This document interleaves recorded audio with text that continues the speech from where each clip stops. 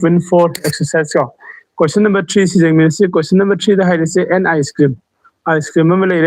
ice cream is in the form of the converted cone. Converted cone gi mong the labor cone. Ice cream aduga surrounded by a hemisphere.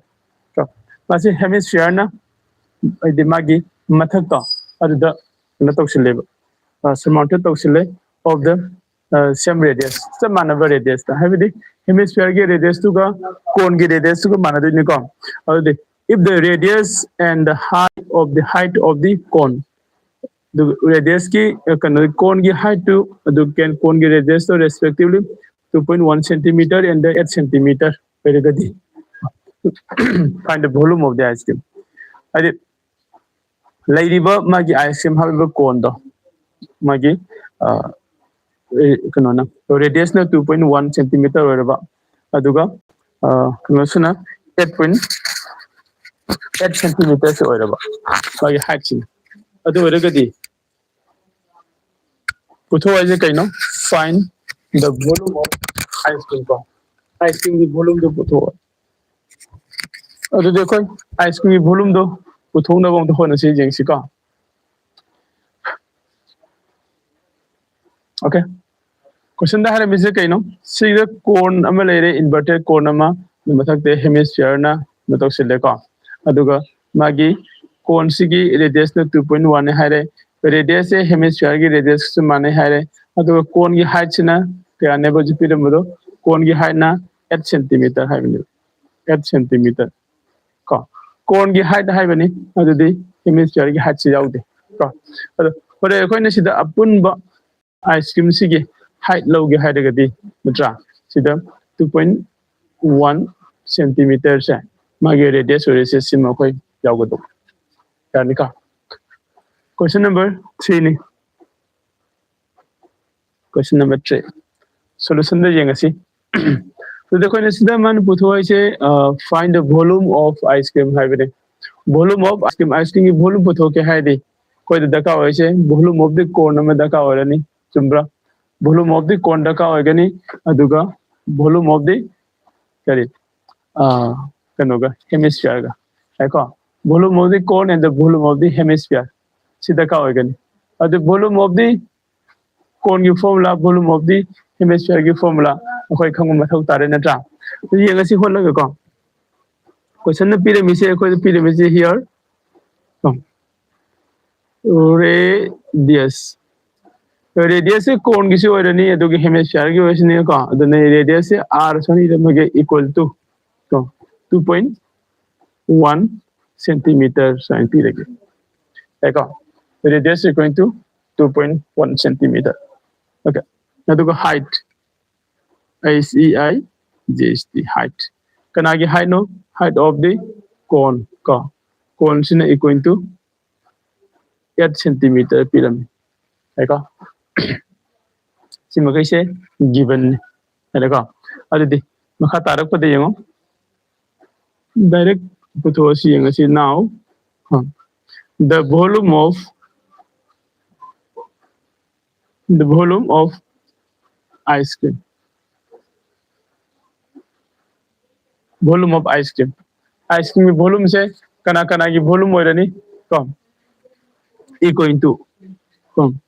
volume of cone volume of cone siga plus volume of hemisphere volume of cone and the volume of hemisphere hairibani se pulla kanda ice cream volume je phangdini are ko adu the volume of cone ge formula di 1/3 pi volume r square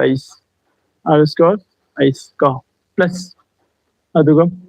hemisphere gi volume de 2/3 pi r cube kanile adudi lay basi condition sida koina tamani magi volume of cone ga volume of hemisphere gi piriba gano sa kogi expression sida tam amore natra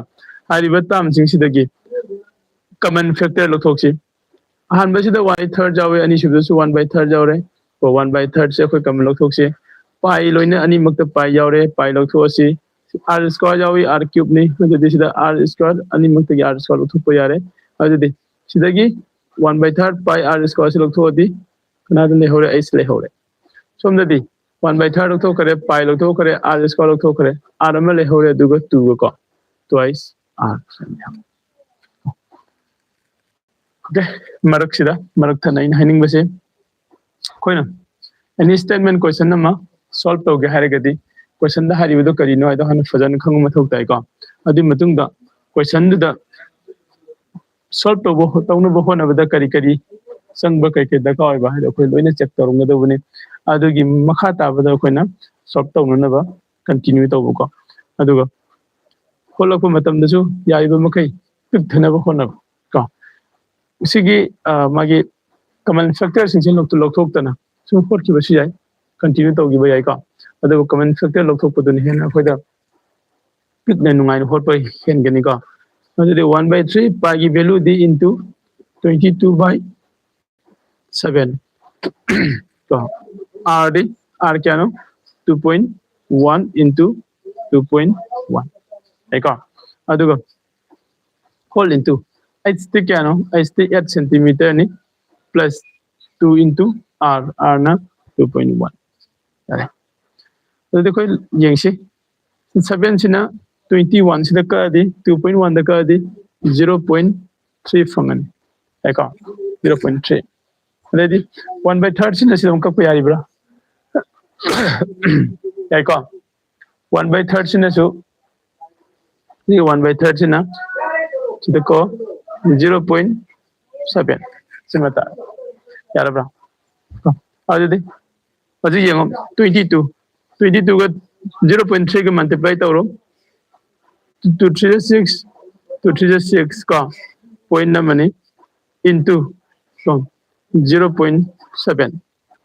sigi ka operation taw matu sidang hore bracket ki mapan da ka bracket ki manung dana whole into 8 plus 2 na multiply tawdi 4.2 sumbra 2 to the 4 202 equal to ini multiply untuk silo 7 6 kya no 42 sumbra 7 5 35 7 6 42 4 carry tawre kom 4 carry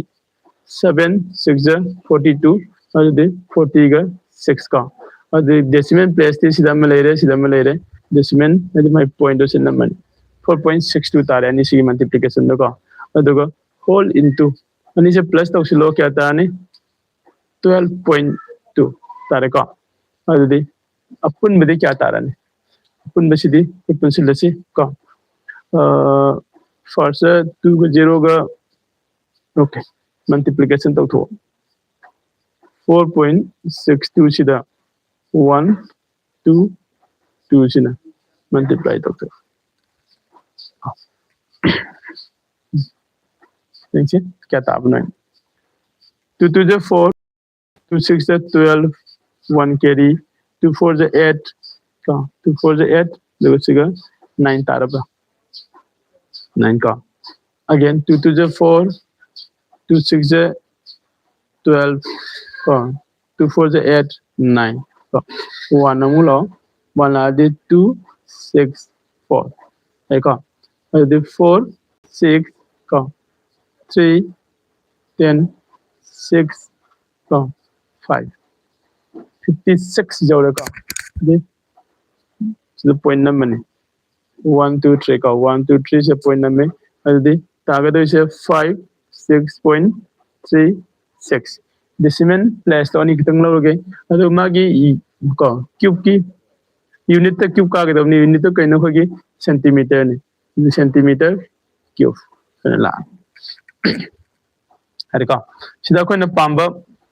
सकी volume of the ice cream do fang ya ka कोई ना सीधा अरे बधाई ना उनको explain तो Runge जिंगसे question दा हंगी से करी नो कोन ice cream में ले रहा है ice cream की कोन से inverted तो बने है अदोग मथक तो दा कोई कनो ना surmounted ओय ना hemisphere ना उपसिले है का अदोग hemisphere की radius तो का ꯀꯣꯟꯒꯤ ꯔꯦꯗꯤꯌꯁꯁꯤꯒ ꯃꯥꯟꯅꯩ ꯍꯥꯏꯕꯅꯦꯕ ꯌꯥꯏꯀꯣ ꯑꯗꯨꯒ ꯀꯣꯟꯒꯤ ꯍꯥꯏꯠꯁꯤꯅ 8 ꯁꯦꯟꯇꯤꯃꯤꯇꯔꯅ ꯍꯥꯏꯔꯦ ꯀꯣꯟꯒꯤ ꯔꯦꯗꯤꯌꯁꯅ 2.1 ꯁꯦꯟꯇꯤꯃꯤꯇꯔꯅꯤ ꯍꯥꯏꯔꯦ ꯑꯗꯨ ꯑꯣꯏꯔꯒꯗꯤ ꯃꯥꯒꯤ ꯑꯥꯏꯁ ꯀ꯭रीमꯒꯤ ꯚꯣꯂꯨꯝꯁꯦ ꯄꯨꯊꯣꯛ ꯍꯥꯏꯕꯅꯤ ꯀꯣ ꯁꯤꯗ ꯑꯩꯈꯣꯏꯅ ꯑꯍꯥꯟꯕꯗ ꯅꯤꯡꯁꯤꯡꯒꯗꯧꯔꯤꯁꯦ ꯑꯥꯏꯁ ꯀ꯭रीमꯒꯤ ꯚꯣꯂꯨꯝ ꯄꯨꯊꯣꯛꯄ ꯃꯇꯝꯗ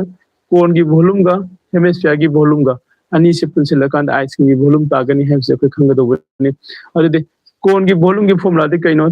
1/3 πr²h ꯅꯤ ꯑꯗꯨꯒ ꯍꯦꯃꯤस्फꯤयरꯒꯤ ꯚꯣꯂꯨꯝꯗꯤ ꯀꯣ 2/3 πr³